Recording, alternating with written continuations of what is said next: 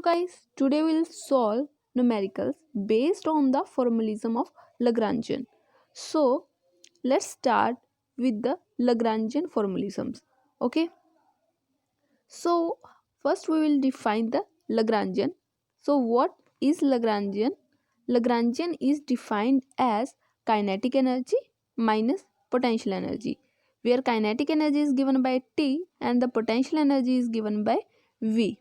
Okay, so Lagrangian is defined by kinetic energy minus potential energy, whereas the Lagrangian equations are defined by this equation number 7.2, where q dot is the generalized velocity and q is the generalized coordinates. Okay, so these are the only requirements we need to solve the numericals with the Lagrangian formalisms. Okay, now we have to keep one thing in mind. In this case, the velocity and coordinates are independent of each other. Okay, so if we are going to derivate like dq divided by dq dot, so that is going to give us 0, which is not the case in Newtonian mechanics. Okay, so let's start with the first numerical.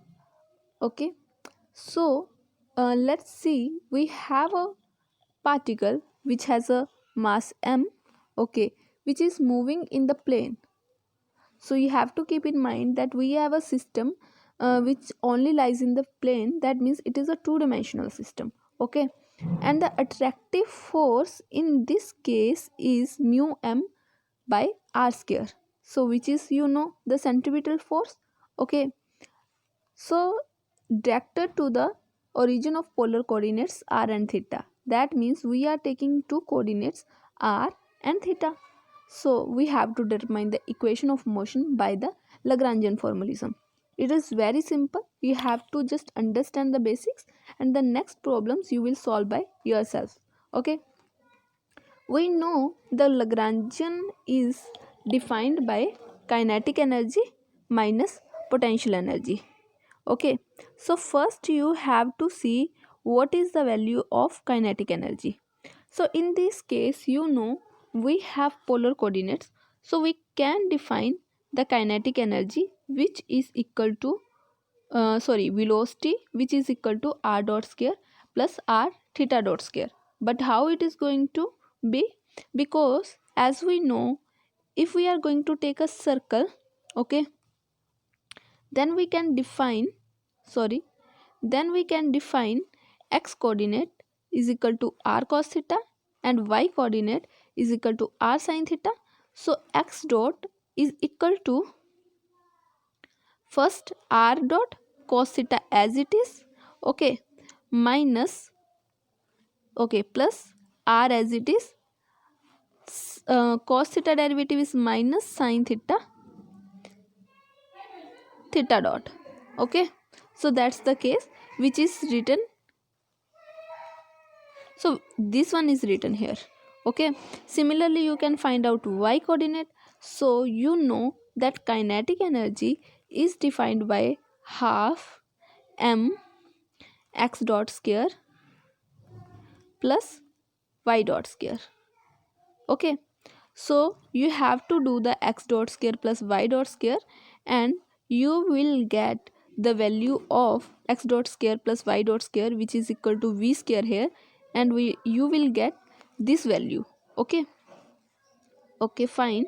So we have solved first problem. That means we have defined the kinetic energy. Now what is the potential energy in this case? Okay, we know the force in this case, the force in this case. So from the force we are going to calculate the kinetic energy. So let's suppose force is equal to mu m divided by r square. Okay, now force, from the force we are going to calculate potential energy, which is equal to minus integration f dot dr. Okay, the here the force is attractive. If the force is attractive, that means it is going to give us a negative sign, and it is along the center, so it is going to give us a r cap. So that means it is in the direction of r. Okay, as it is the case of centripetal force. So now just do the integration, minus mu m divided by r square dr. Okay, so now what we are going to do next, this is equal to mu m integration dr by r square.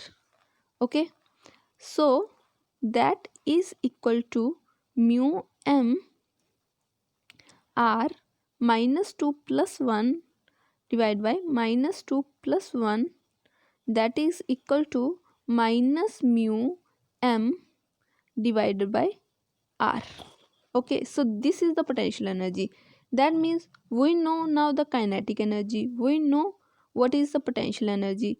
So that means we have defined the potential energy. Let me clear this, and now you know what is the value of potential energy, which is minus mu m by r. But the Lagrangian is T minus V, so minus mu m by r. So this is going to give us a positive sign. Okay, so the Lagrangian is defined as this. Okay, so we have defined the Lagrangian. So now next what we are going to do is find out the equation of motion, which are just a simple derivative of this one. Okay, first we have to know that how many coordinates we have. So we have first coordinate r, second coordinate theta. Okay, that means we are going to get two Lagrangian equation of motion, first with respect to r, second with respect to theta. Okay, so now let's first find out curly L by curly R dot. Okay, because here instead of Q we have to find out R dot, and curly L by curly R. Okay, so curly L by curly R dot is very simple because 2 come forward and we are left with mr dot. Okay, and the second case is curly L by curly R. So here this term is R dependent, this term is R dependent, so we'll get two terms. One is m r theta dot square minus mu m by r square, which is a simple derivative, you can do it very easily.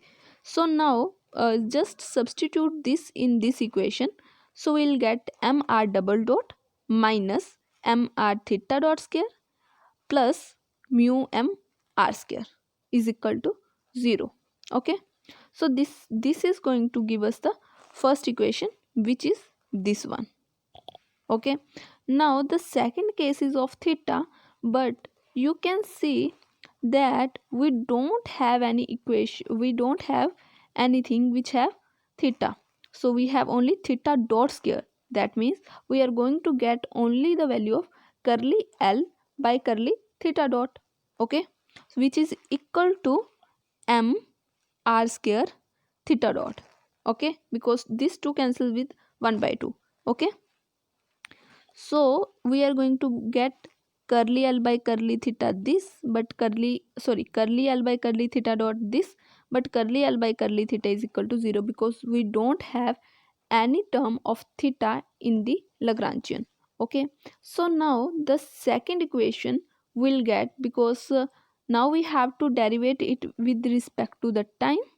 Okay, and this is a whole equation is equal to 0, so we get the second equation. So these are the two equation of motion which we have calculated from Lagrangian. Similarly, any problem can be easily solved with Lagrangian.